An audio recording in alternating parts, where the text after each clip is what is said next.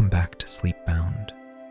Tonight's chapters bring the bustle and beauty of the day of the hunt at Downton, along with a few unexpected guests, unspoken desires, and more than one awkward moment hidden behind the silver and lace. I won't say too much, but the day ends quite differently than it begins. So tuck in, close your eyes, and let's head back into the drawing rooms and muddy fields of Downton Abbey. Chapter 5. Distinguished Guests. The kitchen at Downton Abbey erupted into a whirlwind of activity as the meat day arrived. Mrs. Patmore stood amid the chaos like a general commanding troops, her face flushed from the heat of the ovens and the exertion of orchestrating the morning's preparations. Take it, don't dawdle," she bellowed, as Thomas and William rushed in with empty trays, which Daisy hurriedly reloaded with freshly cleaned glasses. Steam rose from a large tureen as Mrs. Patmore ladled stirrup cup, a hot, spiced concoction traditionally offered to riders before the hunt. Kitchen maids sliced fruit cake at remarkable speed, their knives flashing in the morning light, streaming through the windows. The footman grabbed the laden trays and hurried away from the frantic workspace, transforming from harried servants to dignified representatives of the house the moment they passed through the door.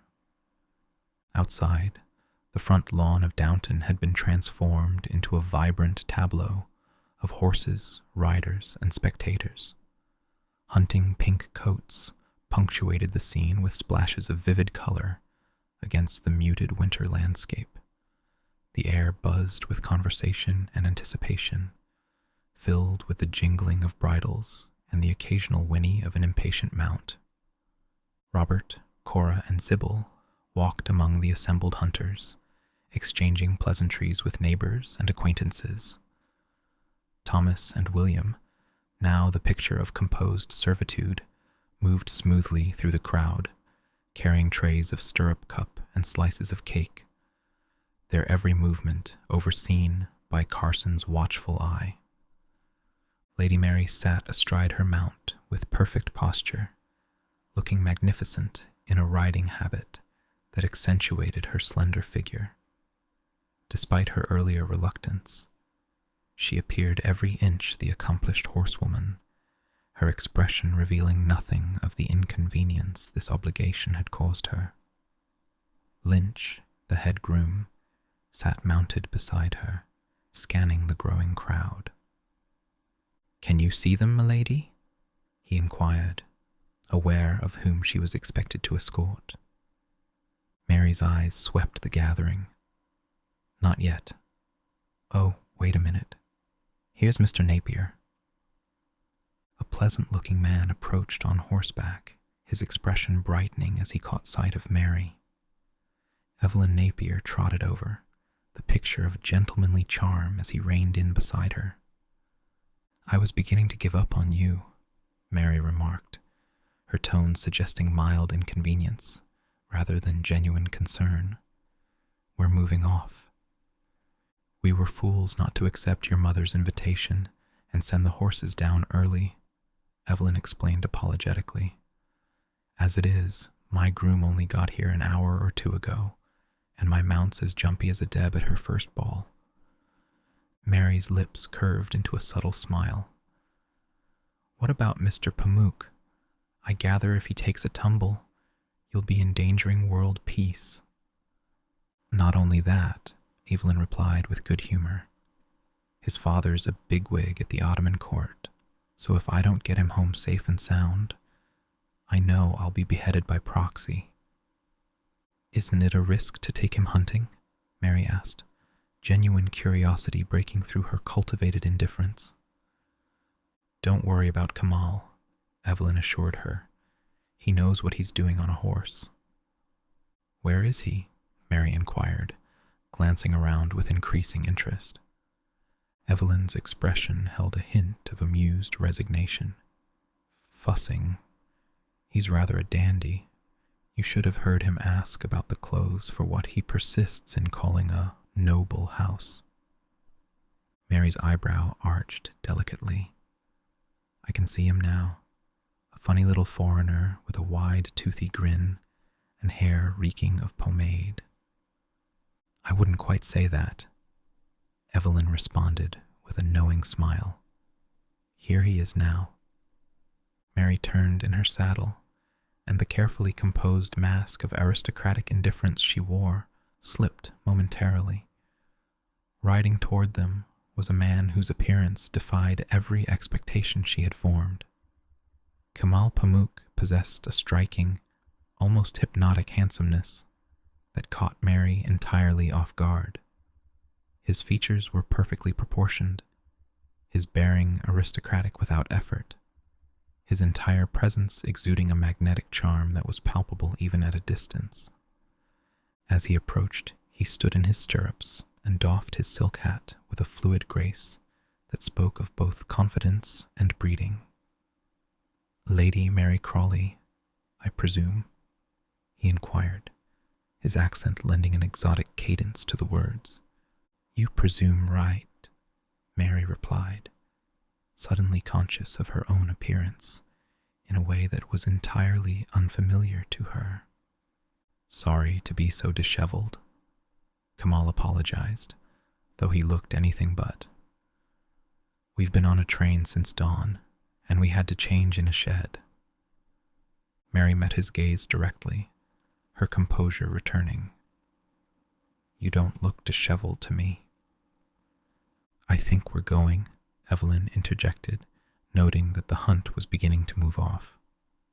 Mary turned to Lynch. Lynch, you don't have to stay with me.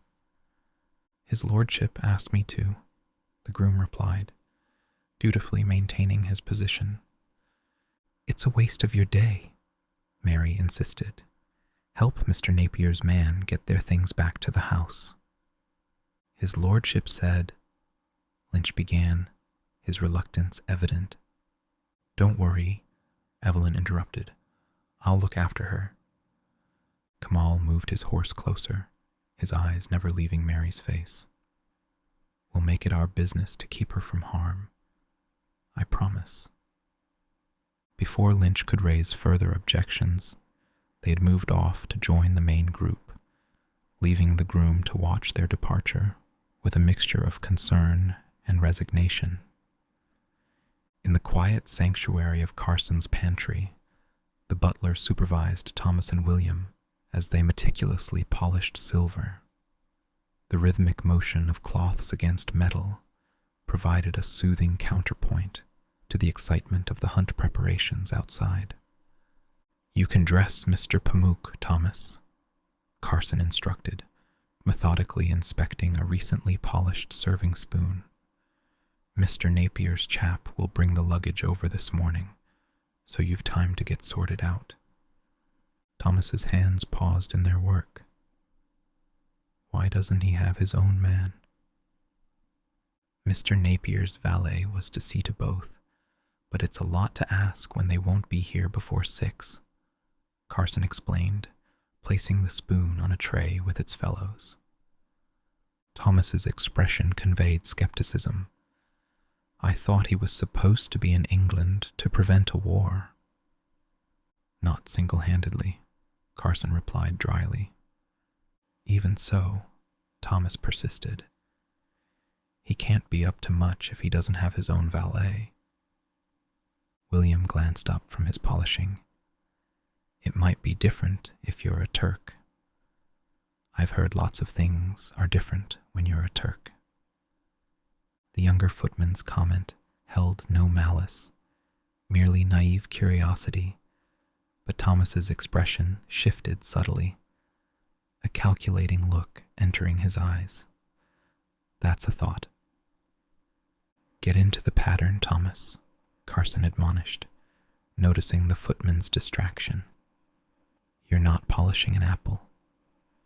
Thomas returned to his work, but his mind had clearly wandered to other possibilities that had nothing to do with silver polishing and everything to do with the exotic visitor who had just arrived at Downton.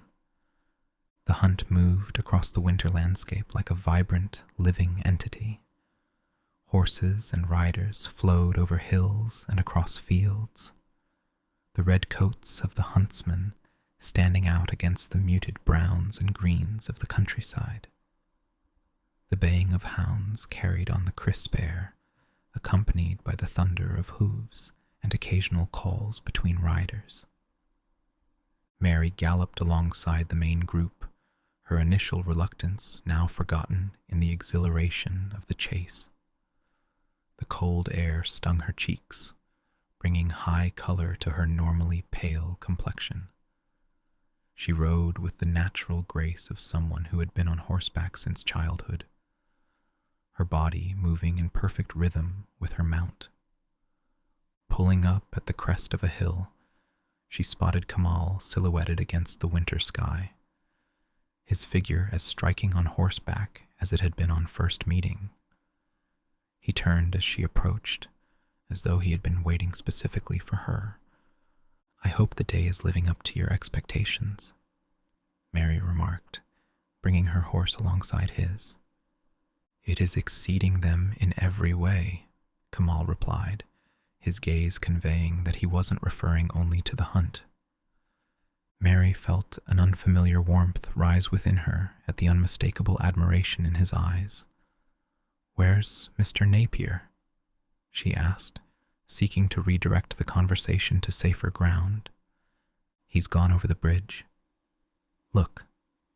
Kamal pointed to a group of riders, including Napier in the distance, following the road that curved around a stream. "And what about you?"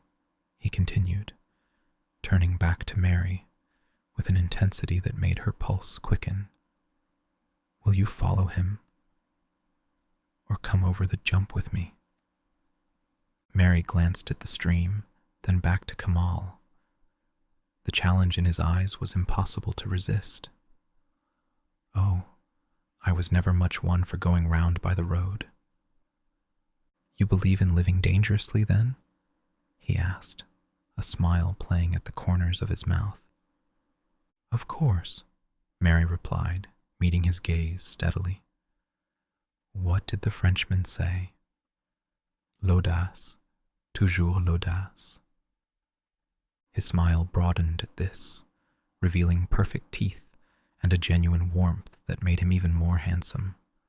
They were kindred spirits in that moment, two souls recognizing in each other a similar appetite for life's more thrilling aspects. "Stay by me and we'll take it together," he suggested, his eyes never leaving hers. With a shared nod, they set off down the slope toward the stream. Mary felt a surge of adrenaline as they approached the obstacle, her horse gathering itself beneath her. The moment of suspension as they soared over the water felt like freedom itself.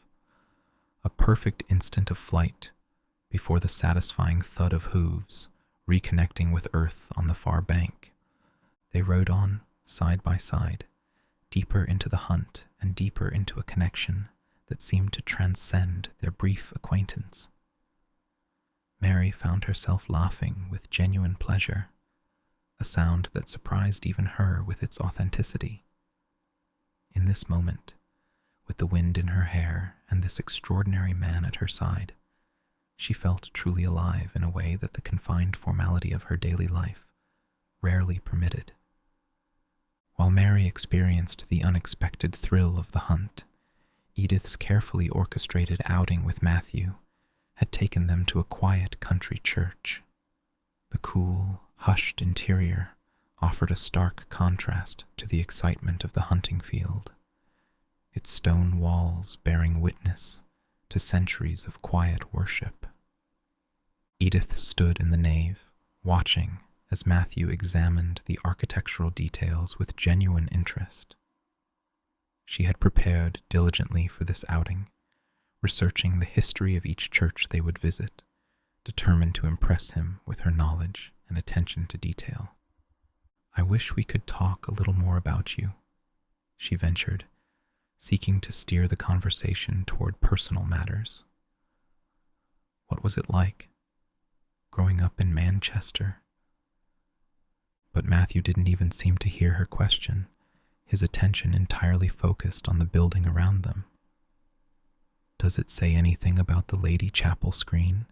he asked, squinting at a particular feature. Edith suppressed a sigh and sat down, opening the small brochure she had brought along. "The screen dates from the early 16th century," she recited. "The pomegranates commemorate Queen Catherine of Aragon, and the fleurs de lis represent the Virgin Mary." "Two women who had a lot to put up with," Matthew remarked, studying the intricate woodwork. "The side aisles were added in the 14th century by Bishop Richard de Warenne," Edith continued, determined to maintain the conversation despite Matthew's divided attention.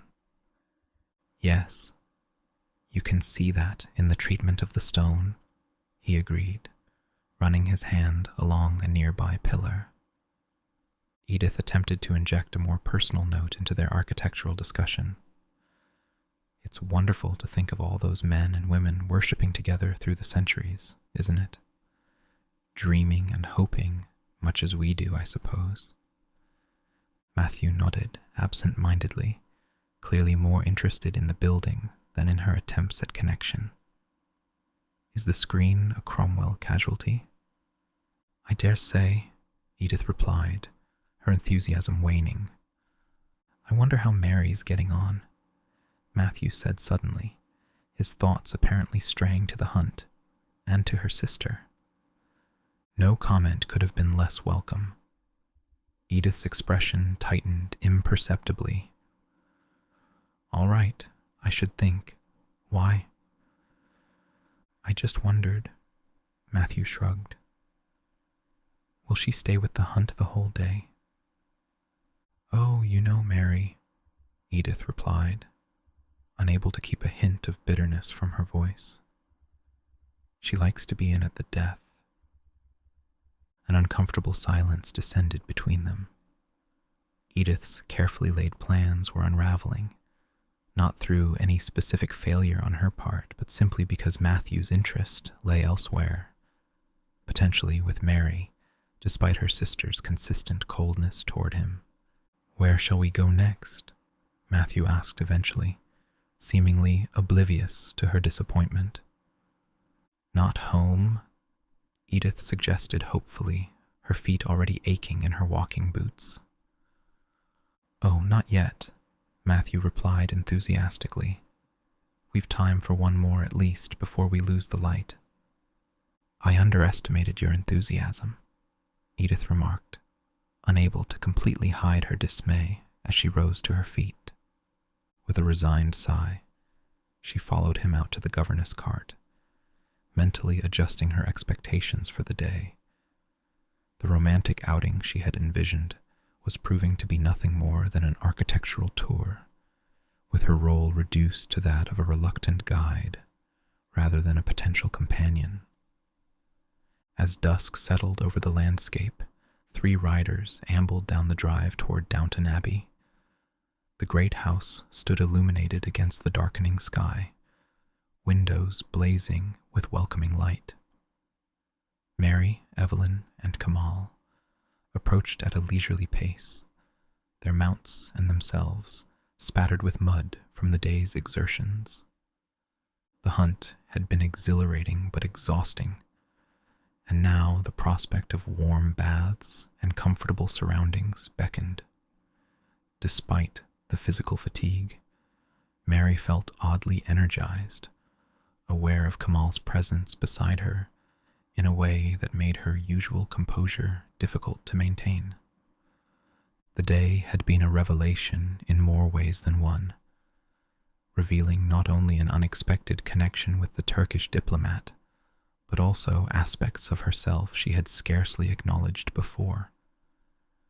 As they drew nearer to the house, Mary found herself both anticipating and dreading the constraints of propriety that awaited them within its walls after a day of relative freedom in each other's company. The night ahead promised to be interesting indeed, though in ways none of them could yet foresee. Chapter 6. Church Bells and Hidden Desires. The grand entrance hall of Downton Abbey bustled with activity as the hunters returned. Napier, spattered in mud from head to toe like the others, struggled with his second boot at the bootjack positioned in the outer hall. Mary and Kamal proceeded in stockinged feet across the drugget squares that Carson had prudently laid out to protect the priceless carpets from the worst of the hunting mud. Thomas, ever alert to opportunities for advancement through service to the aristocracy, whispered to Carson, "Is that one mine?" with a nod toward the handsome Turkish visitor. Robert and Cora had arrived to greet their returning daughter and guests, their expressions warmly welcoming despite the disheveled state of the hunting party. "Home is the hunter, home from the hill," Robert quoted with good humor. "Heavens, you have been in the wars."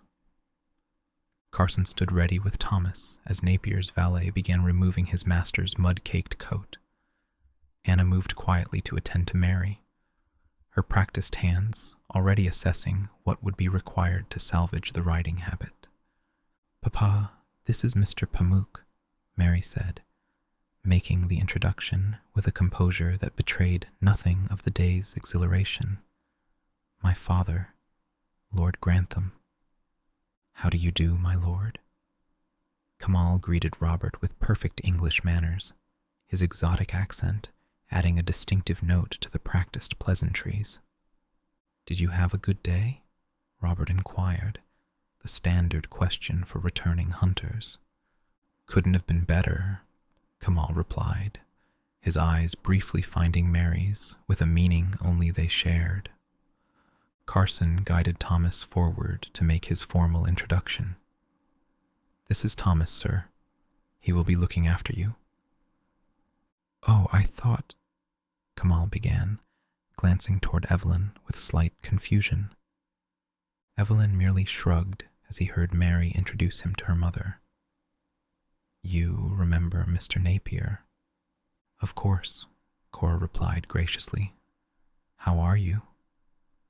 "It's so kind of you to have us, Lady Grantham," Evelyn responded with genuine appreciation. "And this is Mr. Pamuk," Mary added, completing the introductions. "How do you do?" Cora's eyes widened almost imperceptibly as she took in the extraordinary good looks of their Turkish guest. He stood in his shirt sleeves, having used the bootjack and surrendered his coat to Thomas, and the effect was striking enough to momentarily fluster even the usually composed Countess. Robert observed his wife's reaction with barely concealed amusement. "Now, what would you like? Something to eat?" "Baths first, then eggs in our rooms," Mary suggested decisively. "Once we've shed our outer garments." Anna, who had been standing by with a boot pull since Mary's entrance, continued assisting her with the mud-caked riding clothes. "Your cases are upstairs, sir. If you'd like to follow me," Thomas said to Kamal, pride evident in his bearing as he prepared to attend to their distinguished guest. As Thomas led Kamal past the half-open door to the servants' passage, he couldn't resist a triumphant glance toward O'Brien, Gwen, and Anna, who were all surreptitiously observing the visitor. His look of delight to O'Brien spoke volumes about his satisfaction with the assignment. Behind the door, the women quickly pulled back as Carson approached. "He doesn't look Turkish at all," Gwen whispered, her eyes wide with fascination. "Well, he doesn't look like any Englishman I've ever met. Worse luck," Anna replied, genuine appreciation in her voice. "I think he's beautiful." The door opened fully to reveal Carson, his expression stern. "Is there some crisis of which I am unaware?" "No, Mr. Carson," O'Brien replied smoothly. "I cannot think of another reason why you should congregate here," the butler continued, his bushy eyebrows drawn together in disapproval. "No, Mr. Carson," Anna echoed, properly contrite.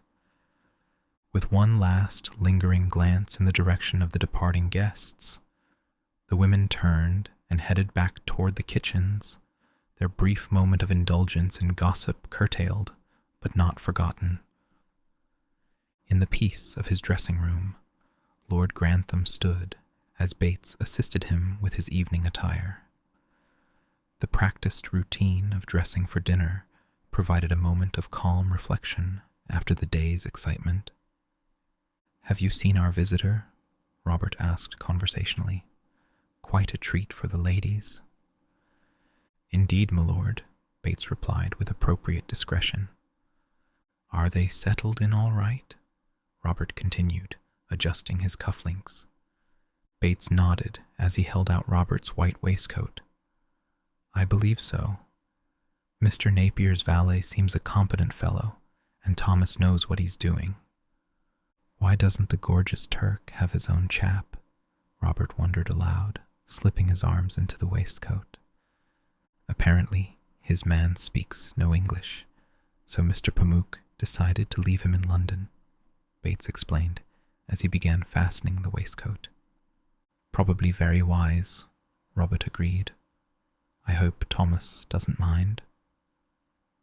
"You know Thomas, my lord," Bates remarked with subtle irony. "He has to have a grumble, but I gather he cheered up when he saw the gentleman."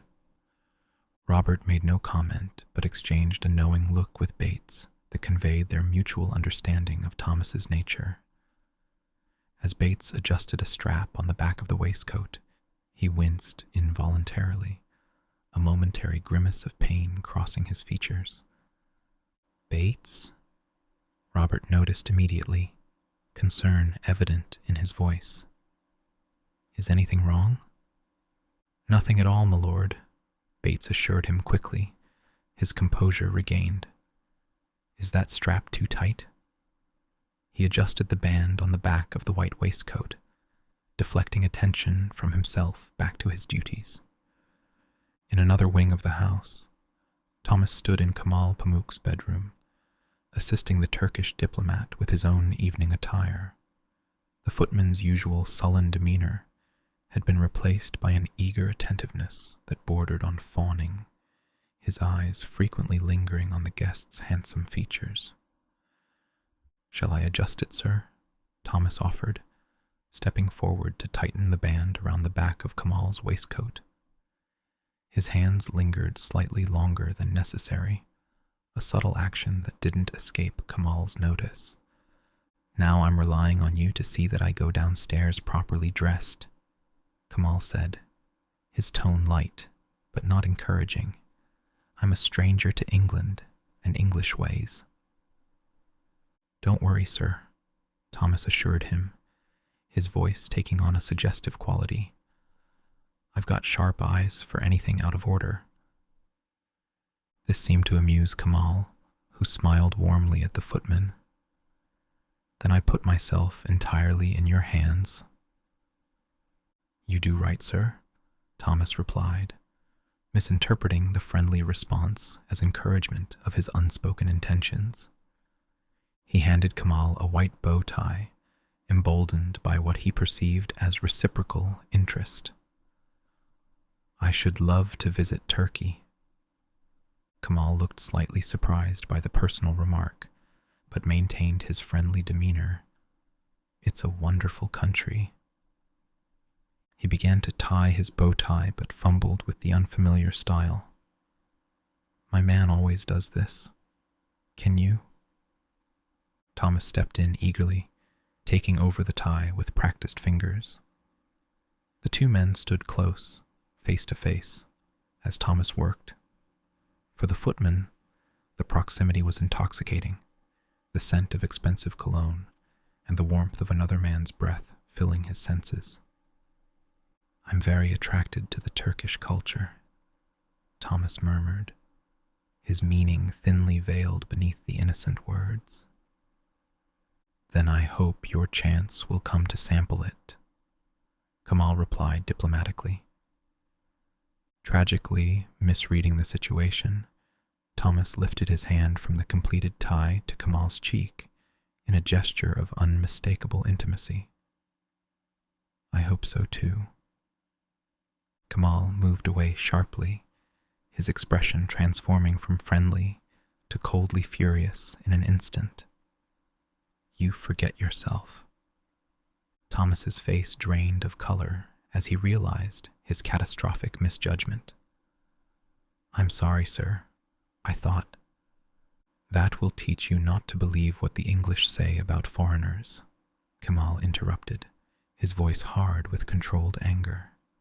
He stood very still, staring at the servant with contempt and simmering rage.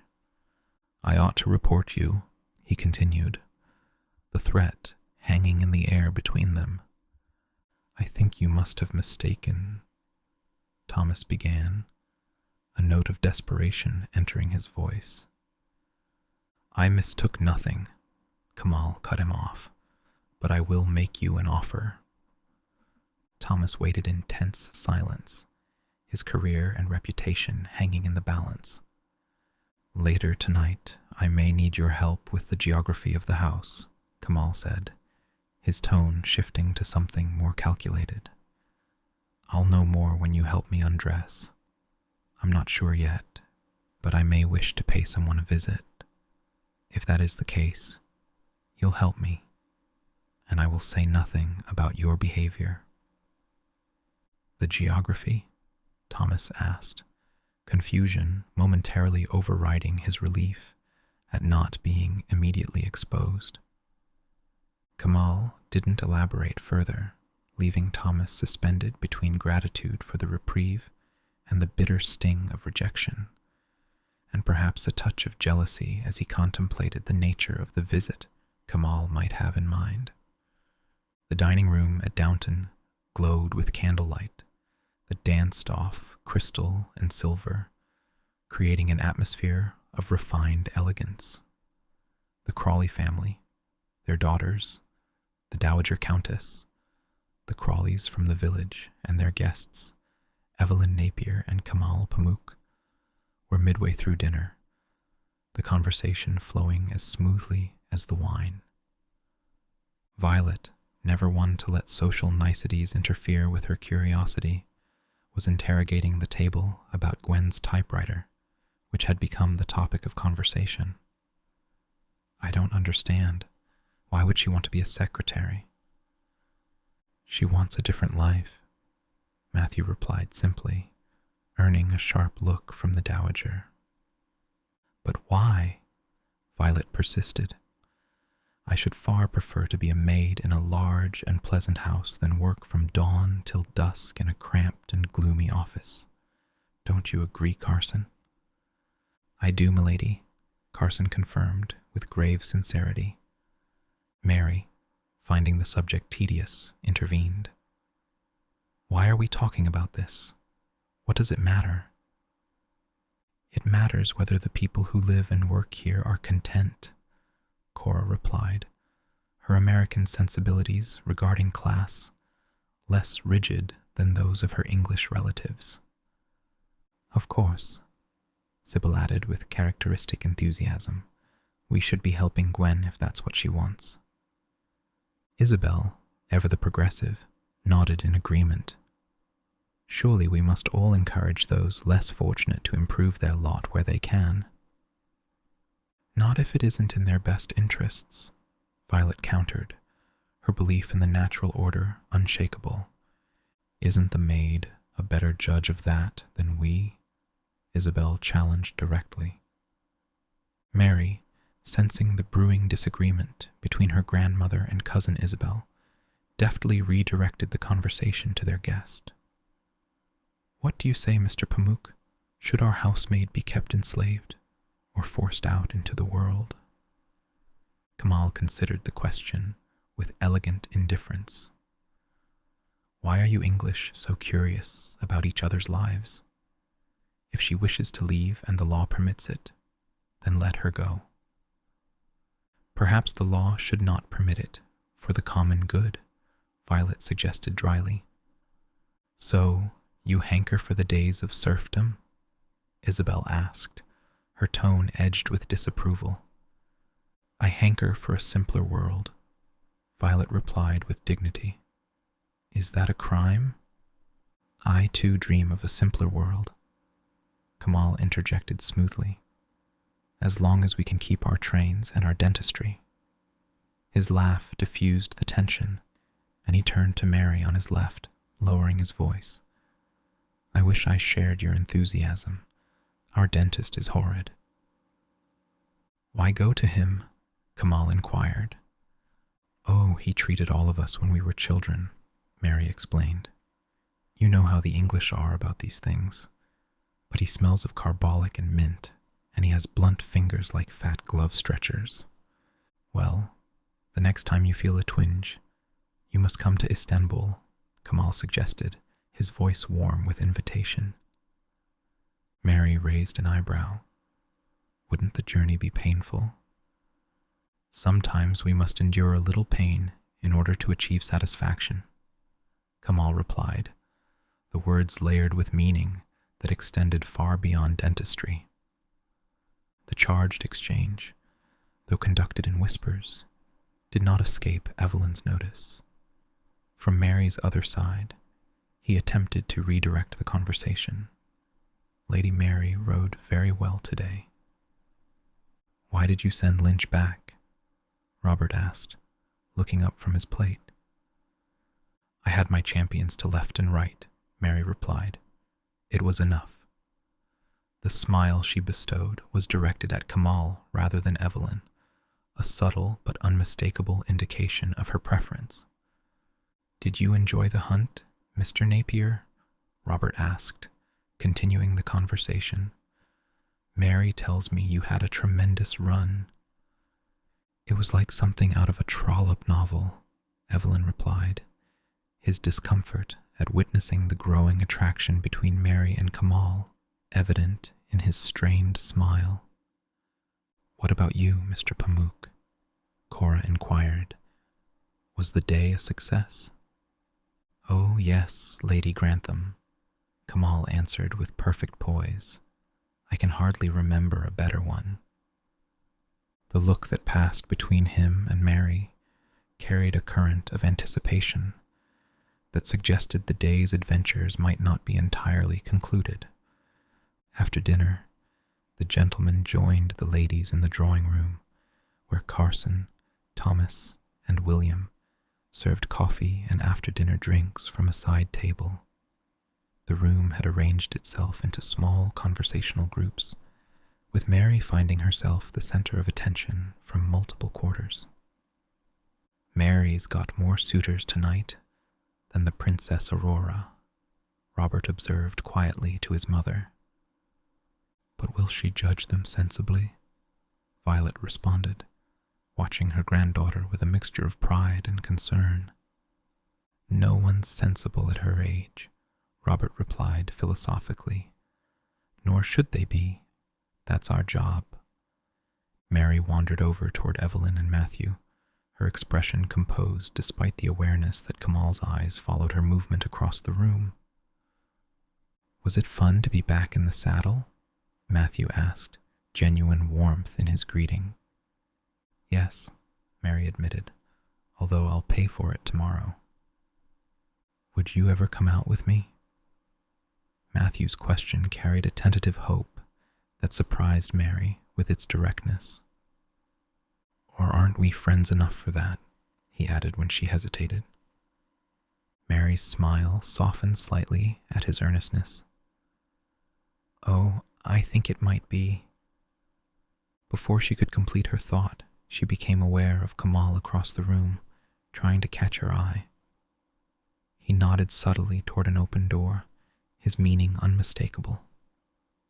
Evelyn, unaware of the silent exchange, continued speaking. "That run reminded me of a day last month up in Cheshire." "Excuse me," Mary interrupted, abruptly leaving the two men. "It seems we must brush up on our powers of fascination," Matthew remarked good-naturedly as they watched her depart. "I was a fool to bring him here," Evelyn said, unable to hide his disappointment. Don't you like him? Matthew asked, surprised by the bitterness in Napier's tone. I like him very much, Evelyn clarified, but so does everyone else, unfortunately. Their conversation was interrupted by Edith's arrival, her expression hopeful as she addressed Matthew. I hope I didn't wear you out today. Not at all, Matthew assured her. I enjoyed it. We must do it again.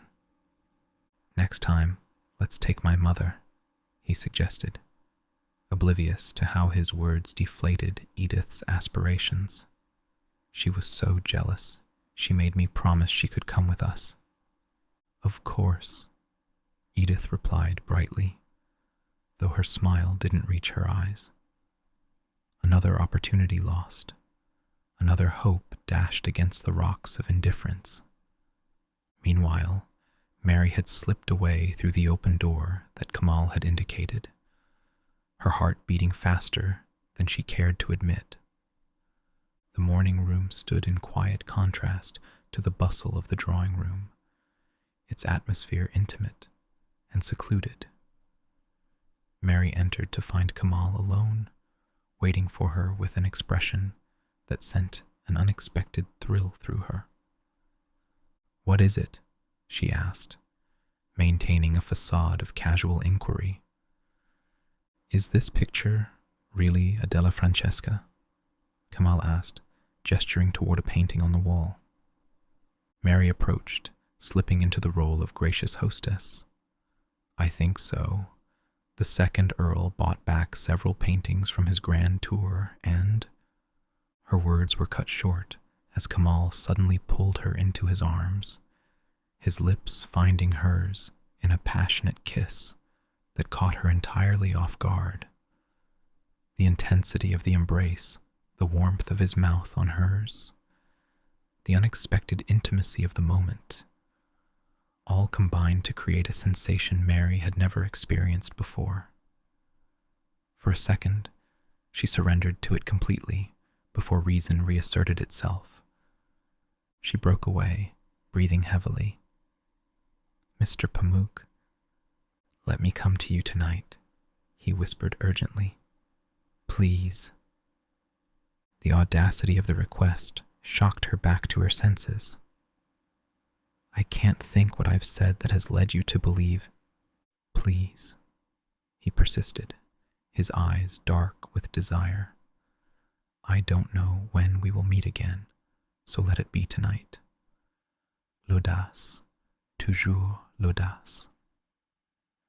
Her own words from the hunt returned to her, a reminder of their shared moment of recklessness. Mary stared at him in silence, gathering her strength against the unexpected power of her own response to him. Mr. Pamuk, she said finally, her voice steadier than she felt. I will not repeat your words to my father, since I should hate to see you cast out into the darkness. But can we agree to consider them unsaid? Now, if you'll excuse me, I shall rejoin my mother and sisters. She left him standing there, his audacity having failed, at least for the moment. Yet as she walked away, Mary was uncomfortably aware of the rapid beating of her heart and the lingering sensation of his lips on hers. The encounter had left her shaken in ways she couldn't entirely comprehend, awakening feelings she had scarcely acknowledged existed.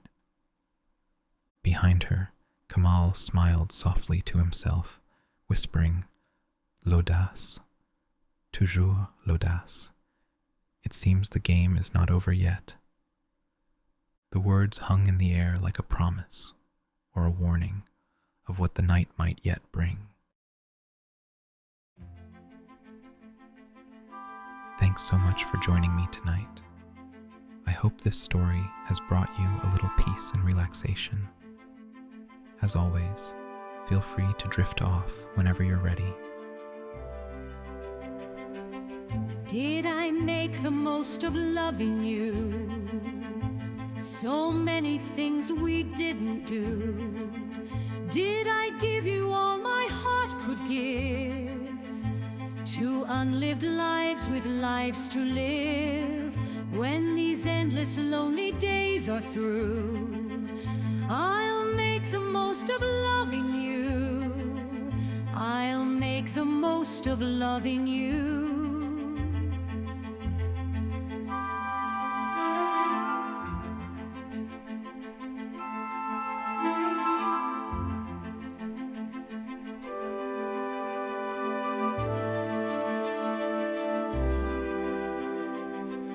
Did we make the most of all we had?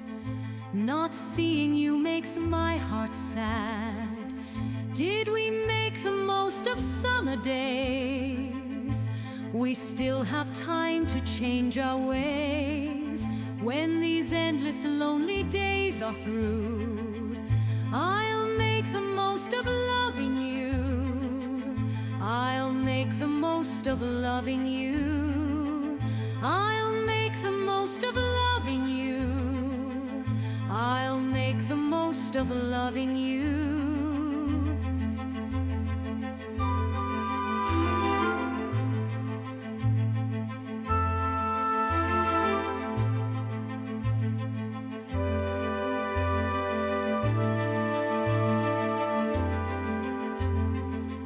Did those tender words stay in my head? So many things were left unsaid. Did I give you all my heart could give, to unlived lives with lives to live? When these endless lonely days are through, I'll make the most of loving you. I'll make the most of loving you. I'll make the most of loving you. I'll make the most of loving you.